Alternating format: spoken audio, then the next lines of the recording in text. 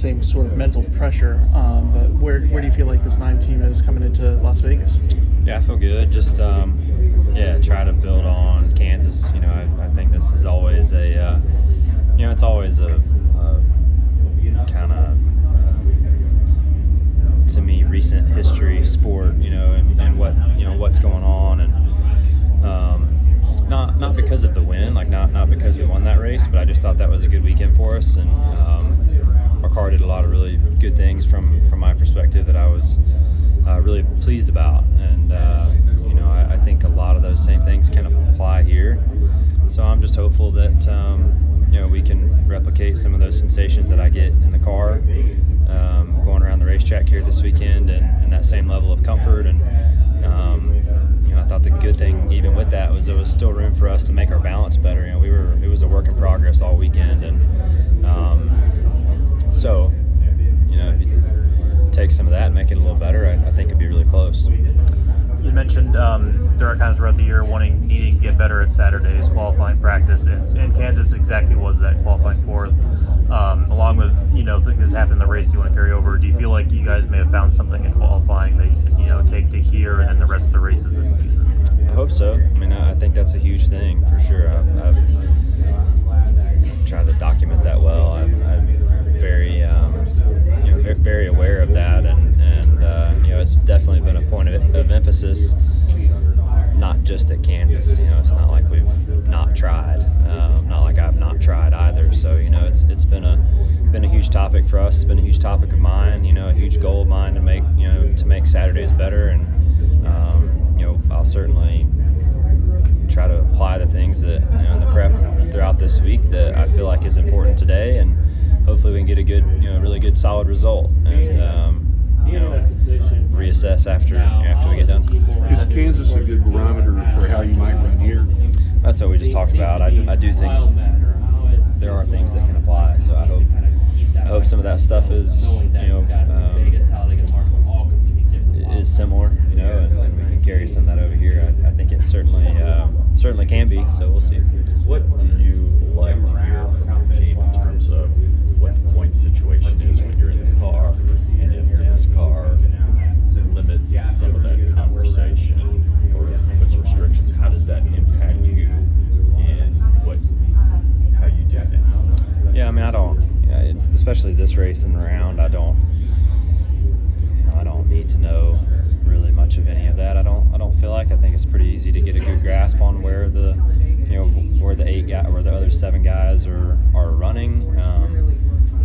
I'm not going to sit there and only pay attention to them. I have enough going on my own. So to me, it's just it's all about just trying to maximize the things that I can do, and you can worry about the other situation too much. So I've always been a believer of just trying to control the things within our reach, and if we do the job that I think we're capable of doing, that stuff will naturally sort itself out, and I don't think it's any different this year than it has been in years past.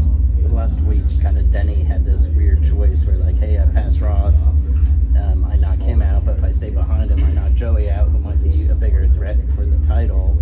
And some people say, well, that if you don't pass him, then you're supposed to be trying to pass him and get the best finish possible. So where, like, is that manipulation, or is that if you're trying to play long game, or is, like, do you have any? Because you could have been in that situation. You knew you were going on. Like, I don't. Yeah, so tough. I don't, and where the line is there, with all the rules and things that we have in place nowadays, I'm not sure. Fortunately for us, we weren't in that position, and hopefully we can put ourselves in a similar spot this round and not have to worry about any of that stuff. That's the goal. So again, coming back to your question, Dustin, I think it's just me control the things that I can control and do the job that I think we're capable of doing, over the course of these next 3 weeks. And I think that's our focus, and that's what I'm worried about. And just whoever gets in, so be it, and hopefully we're one of the 4. Go with Talladega in this round. Do you feel like you can control a little bit? Does it end does it matter that it's in this round versus in the round of 12 before? It is an interesting place to place that event. There's no doubt, but it was done by design. It was done that way on purpose from an entertainment perspective, I assume, in mind, and that's what they're going to get. So you can certainly control much more of your destiny this weekend at Martinsville than you can at Talladega, but you can still go and I mean, I use Blaney all the time as a great example. I mean, the guy runs really good at all the speedways. He puts himself into contention to win all the time. So I do think that there is a way to get yourself to that level. He doesn't win every race. Yes, he still gets caught up in crashes every now and again, but it does seem like he does a better job hedging his bet than the rest of us. And I think that that's the type of effort that you strive to have. But it'll be chaos, and for me, though, a week at a time, and you have a lot in your control this weekend. So I'm just thinking about that right now. You said it right there. It's 1 week at a time. I know you never look too far ahead, but with Phoenix coming up, are you guys able to look at what you guys were able to do at Gateway in New Hampshire and apply that to Phoenix? And where do you feel like that is at this point? I'm not. I'm here. We're in Nevada, so we'll focus on that. Most popular driver season just opened again. I know some of your fans get energized about. I'm not clear exactly how it works myself. Do you know how it works, or how your fans vote each year and all that stuff goes into it? Yeah, obviously have a lot of great support, and they do get fired up, this time of year, which is really cool. But my understanding is a vote online that fans can go and vote for whoever they want, whether it's me or somebody else. So I've always thought it was pretty straightforward. Next year, they're going to be, there's going to be the increase to 750 horsepower on select tracks. Do you feel that's enough, or is any progress in that regard? I think it's a good effort for sure, and I think until we give that a go, who knows? I think it's easy to sit here and say it's not enough, or it's not this or it's not that, but it's something, right? I mean, it's something, and they're trying. So I applaud them for the effort and trying to keep the engine shops in mind. I totally understand that their changes would have to come inside some of those shops. If you got too far over a threshold, what that threshold is, I'm not exactly sure.